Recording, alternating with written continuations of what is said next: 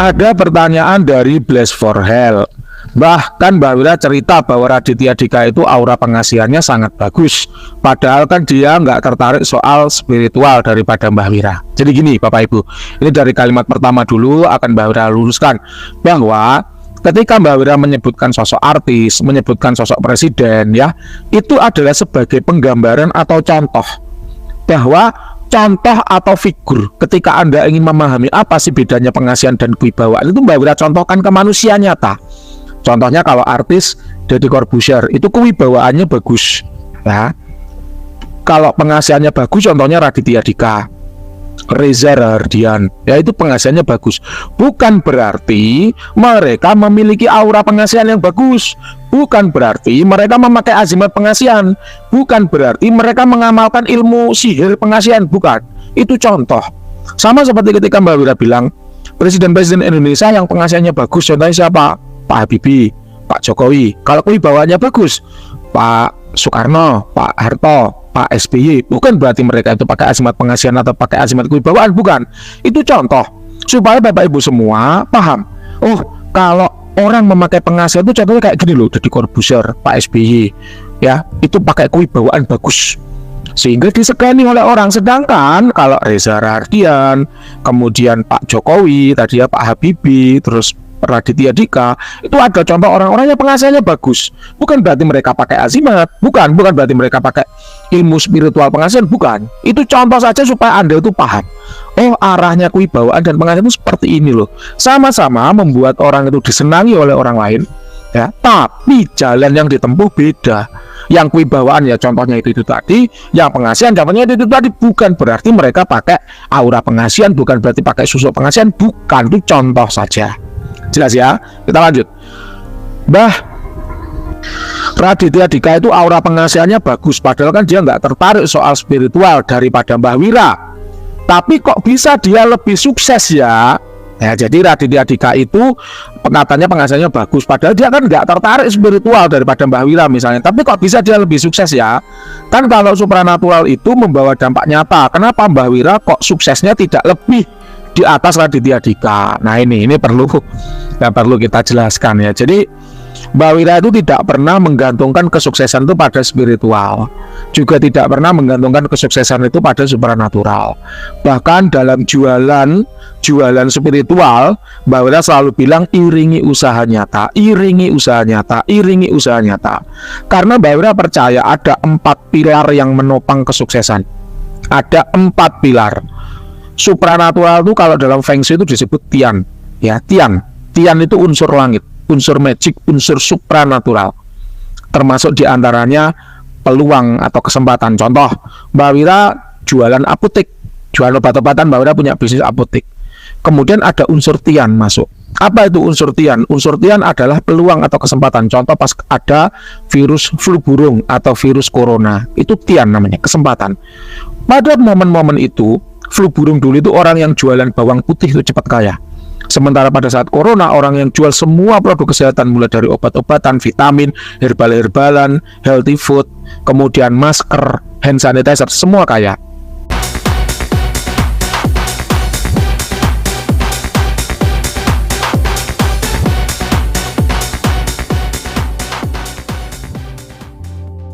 Kenapa? Karena ada tian, ada unsur langit yang menyertai di situ. Ibarat orang balapan ya, unsur tiannya apa? Cuaca. Tiba-tiba hujan ya, sehingga bannya akhirnya licin kalah, atau tiba-tiba panas terik menyengat ya, sehingga orang-orang yang berasal dari daerah tropis kuat. Itu unsur tian namanya. Satu pilar kesuksesan namanya unsur tian, unsur spiritual, unsur langit, peluang, kesempatan ya, hoki, takdir yang tidak diduga-duga. Nah itu namanya tian, peluang, diajak kerjasama orang lain, itu namanya tian, hoki, peluang. Unsur yang kedua namanya ren. Apa itu ren? Manusianya. Contoh, ada virus COVID, tapi Mbak Wira nggak buka apotek, yang nggak ikut kaya, nggak ikut menikmati, nggak ikut panen. Ada flu burung, Mbak Wira nggak jualan bawang putih, nggak ikut panen ya. Kalau pas ada COVID, tiannya kan dapat. Rennya manusianya punya usaha apotek masuk, jadi 2 tiang terpenuhi ya, namanya ren manusia. Ibarat orang balapan, kita sudah siap balapan badan sehat, motor fit gitu kan ya. Kita latihan sehingga unsur skill manusianya dapat. Ya maka peluang menangnya lebih besar, Pak. Ibarat ada dua orang, sebut saja A melawan Valentino Rossi. Si A unsur tiannya dibagusin, feng shui-nya dapat, pakai azimat, ilmu magic, sihir, dia bertapa, dia wirid, pakai mantra-mantra spiritual, tapi dia nggak latihan, Pak. Ngelawan si Valentino Rossi, Pak. Valentino Rossi itu nggak pakai magic, Pak. Dia nggak pakai azimat, nggak pakai tembang liring, nggak pakai mustika, nggak pakai pusaka, nggak pakai ilmu magic, bahkan bismillah aja mungkin nggak pakai, Pak. Tapi dia seumur hidup memang untuk balapan.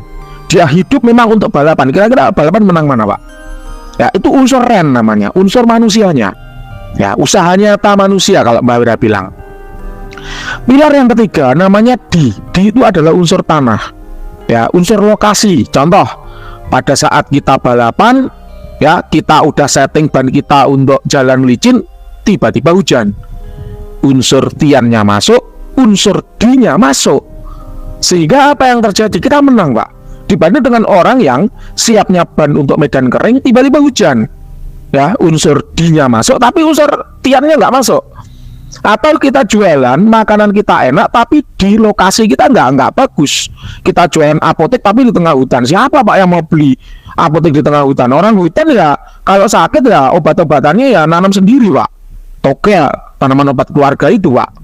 Atau kita jualan makanan Chinese food. Ya, Chinese food non halal, tapi di kampung muslim ya repot juga, Pak. Itu namanya di. Ya, di itu unsur lokasi. Kita jualan apotek, ya, kita jualan apotek, jualan obat, ya. Tapi di pedalaman Papua sana, yang mana orang sana nggak percaya sama obat, Pak, percaya sama jamu, berat juga, Pak. Atau dibalik, kita jualan jamu di tengah-tengah orang yang percayanya sama obat di US misalnya, atau di Australia misalnya, orang yang teknologinya udah maju percaya sama obat, tapi kita jualan jamu di situ, ya berat juga, Pak. Ya, kita jualan Chinese food di tengah-tengah pemukiman Eropa, berat, Pak. Kenapa? Karena D-nya nggak pas, nggak masuk. Kita fotokopi di dekat sekolahan, masuk, Pak. Ya, kita jualan makanan bento di dekat rumah sakit, masuk, Pak. Itu unsur D namanya, atau lokasi. Kita jualan fotokopi, ya, tapi tidak dekat dengan sekolahan, tidak dekat dengan perkantoran, dekatnya dengan persawahan. Siapa, Pak, orang petani yang mau fotokopi? Itu namanya D, Pak. Ya, itu pilar yang ketiga namanya D.